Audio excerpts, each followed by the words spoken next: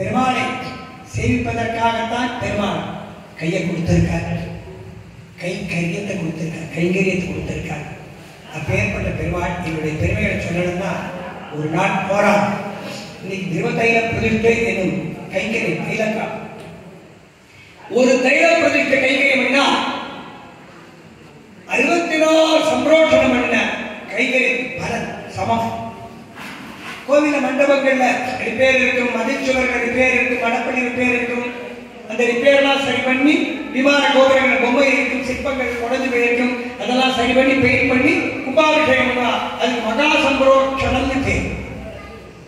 அதுபோல பெருமாள் இருக்காருடைய மூலஸ்தானத்தில் அந்த பெருமாள் திருமேனிக்கு ஒரு பாதுகாப்பு வேணுமே, ஒரு பலம் வேணுமே, ஒரு ரட்சை வேணுமே, ஒரு லட்சியம் வேணுமே. அப்ப அந்த திருமேனியை பாதுகாப்பதற்காக பண்ணக்கூடிய கைங்கரியத்துக்கு திருமேனி பரிஷ்காரம்னு சொல்லுவாங்க. திருமேனி பரிஷ்காரம், திருமேனியை புதுப்பொலிவோடு சிறப்பித்து கைங்கரியம் பண்ணுதல். அப்ப பெருமாள் திருமேனியில எண்ணெய் பசை இருக்கும், கற்பூர புகை இருக்கும், அதெல்லாம் எடுத்துட்டு அதை அந்த பெருமாளுடைய திருமேனியில திருமஞ்சனம் பண்ண முடியாதோ.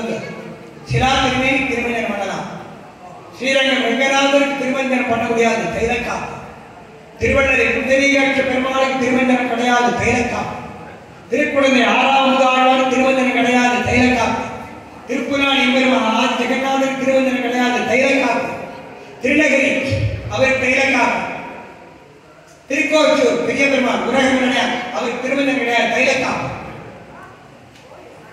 சந்தனம், தேவதாரு, அகில், சாம்பிராணி, பூரா சர்க்கரை, தேன், பச்சைக்கற்பூரம், வெற்றிவேல் முதலான 8 திரவியங்களை கொண்டு நம்முடைய ஆகமகர்த்தாக்களான மகரிஷிகளுடைய அனுகிரகப்படி அவர்கள் காட்டிய வழிப்படி தைலம் பாரம்பரியமான முறைப்படி தைலம் காய்ச்சி அந்த திருமேனியில சாத்தம். நம்முடைய அர்ச்சக சுவாமிகள் இந்த கைங்கரியத்தை சிறப்பா பண்ணி வச்சார். இந்த திருப்பணிக்கு திருவத்தைலம் பிரதிஷ்டை திருமேனியை பரிஷ்காரம் பண்ணி தைலக்காப்பு சாத்துதல், அதுக்கு ஒரு சம்பிரோஷம். அப்போ கோவில் மண்டபங்களை திருப்பணி பண்ணி ரெனோவேஷன் பண்ணி பண்ணக்கூடிய கைங்கரியம் மகா சம்பிரோஷனும் பேரு, இதற்கு திருவத்தைல பிரதிஷ்டை பேரு.